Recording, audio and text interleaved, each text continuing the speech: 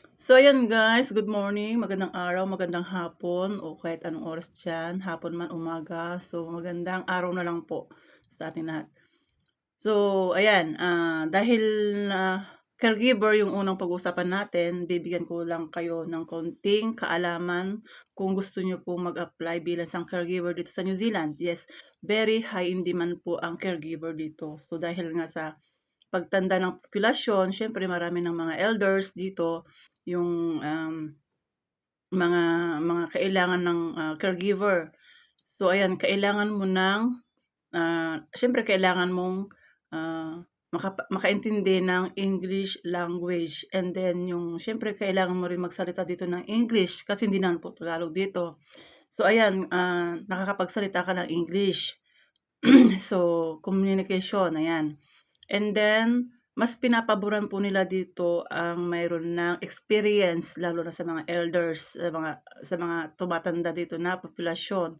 Um, 'yun yung, kailangan mong, malaman, alam mo kung paano i-handle. Siyempre caregivers ka, so sa mga experience mo, kung meron ka ng experience, alam mo na 'yun i-hold.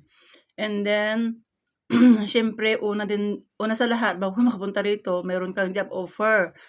So, official or accredited yung employer na may job offer sa'yo. So, para naman hindi ka ma-scam, so ingat-ingat sa mga pag-a-apply about sa pagtatrabaho o kahit saang bansa ka pumunta.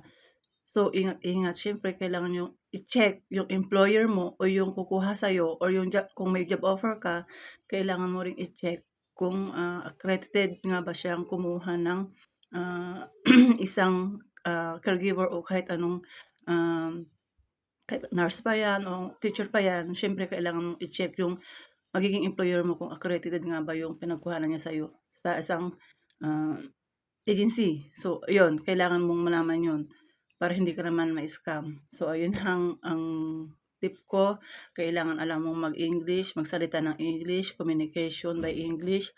Siyempre New Zealand 'to, English po ang ginagamit.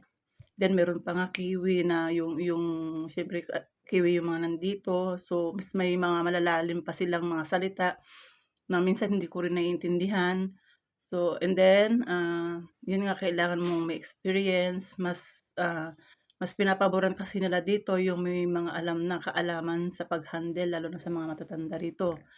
And then ayun, yung employer mo dapat accredited. So ayun, ingat-ingat po sa pag-a-apply kahit saang bansa ka guys or kahit ano pa 'yan, kahit anong anong, job offer pa 'yan basta, mag-ingat-ingat po kayo sa pag-a-apply. So ayun lang guys, salamat sana very soon andito ka na sa New Zealand. Good luck.